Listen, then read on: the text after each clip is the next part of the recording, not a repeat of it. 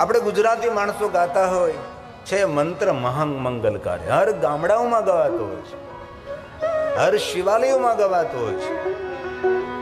કોઈ ભજનની દુનિયા હોય કે પછી કોઈ મહિલા મંડળનો સત્સંગ હોય, સરળતાથી લોકો ગાય છે મંત્ર મહામંગલકારી. શા માટે ભાઈ?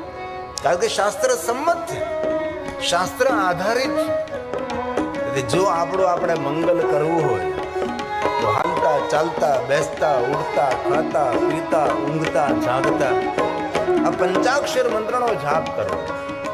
આ મંત્ર જીવનની કામના મનોકામના પૂર્ણ કરનારો મંત્ર છે. શિવ મહાપડ ગ્રંથમાં તો ભગવાન વ્યાસજીએ કહ્યું કે કોઈ માણસના મુખમાંથી પંચાક્ષર મંત્ર પ્રગટ થઈ રહ્યો હોય એ માણસના મુખનું દર્શન કરવામાં આવે તો ગૌમુખની યાત્રા કરવાનું ફળ પ્રાપ્ત થાય. જ્યાંથી માતા ગંગા ભાગીરથી પ્રગટ થઈ તેને ગૌમુખ કહેવાય છે. ગૌમુખની યાત્રા કરવી કોઈ સરળ નથી, અતિ કઠિનમાં કઠિન, કષ્ટદાયક અને સંકટોથી ભરેલી યાત્રા છે. ગંગોત્રી સુધી માણસ પહોંચે તો પણ ધન્ય છે, ઉત્તરકાશી સુધી મનુષ્ય પહોંચે તો પણ ધન્ય છે, અરે ઋષિકેશ સુધી પહોંચે, હરિદ્વાર સુધી પહોંચે તો પણ તે ધન્ય છે. ગૌમુખ સુધી તો કોઈ ભાગ્ય પહોંચી શકે છે, પણ કોઈ પણ મનુષ્યના મુખમાંથી ઓમ નમઃ શિવાય મંત્ર જ્યારે પ્રગટ થાય છે એ મનુષ્ય દર્શનીય છે, એ મનુષ્ય પ્રણમ્ય છે. આવું શિવ મહાપડ ગ્રંથની અંદર પંચાક્ષર મંત્ર ઓમ નમઃ શિવાય મંત્ર માટે વિસ્તાર અને વિસ્તૃતથી વર્ણન કર્યું છે. તેથી આપણા ગામડાઓની અંદર પણ આ નિરંતર ગવાય છે.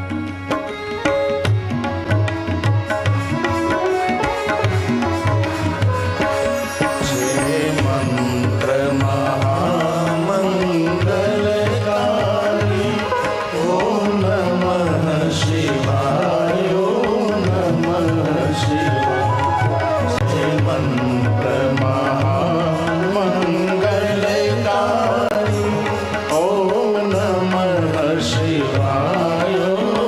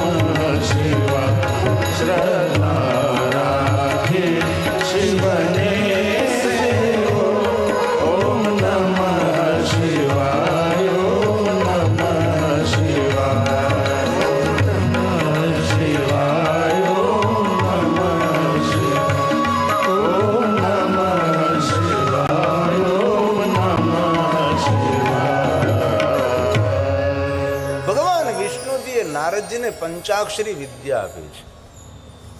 સંતાપમાંથી છૂટવું હોય ને ઉદ્વેગમાં ને ભયમાંથી મુક્ત રહેવું હોય તો નારદજી આ પંચાક્ષર મંત્રનો તમે આશ્રય કરો. વિષ્ણુ ભગવાને એમ કેમ ન કહ્યું કે તમે મારા નામના મંત્રનો જાપ કરો? કારણ કે સ્વયં શ્રી હરિ પણ પંચાક્ષર મંત્રનો જાપ કરે છે. આપણા જીવન યાત્રામાં ક્યારે આપણને બ્રહ્મા મળે તો પૂછી લેવાનું કે બ્રહ્માજી તમારો ઈષ્ટ મંત્ર કયો? તો બ્રહ્માજી ગૌરવથી કહેશે કે મારો ઈષ્ટ મંત્ર પંચાક્ષર મંત્ર છે. ક્યારે સપ્ત ઋષિ મળે, ક્યારે વિષ્ણુ ભગવાન મળી જાય તેને પૂછી લેવું. ઇન્દ્ર ક્યારે મળે વળે જીવનના ભાગ્ય હોય તો એને પૂછી લઈએ કે ક્યાં મંત્રનો જાપ કરો? તો ઇન્દ્ર પણ કહેશે કે હું પંચાક્ષર મંત્રનો જાપ કરું છું. વરુણ મળે, કુબેર મળે તો એને પણ પૂછી લઈએ. અરે ભગવાન સ્વયં રામજી મળે તો રામજીએ તો ગર્જના કરીને કહ્યું કે મારું જે કાંઈ સામર્થ્ય છે અને મારું કઈ સામ્રાજ્ય છે એ ભગવાન મહાદેવની ભક્તિનું ફળ છે. દ્વારકાધીશ ભગવાન કૃષ્ણ તો કદમ કદમ કદમ પર કહ્યું છે કે મારી પાસે જે કાંઈ સામ્રાજ્ય અને સામર્થ્ય છે એ ભગવાન મહાદેવની ભક્તિનું ફળ છે.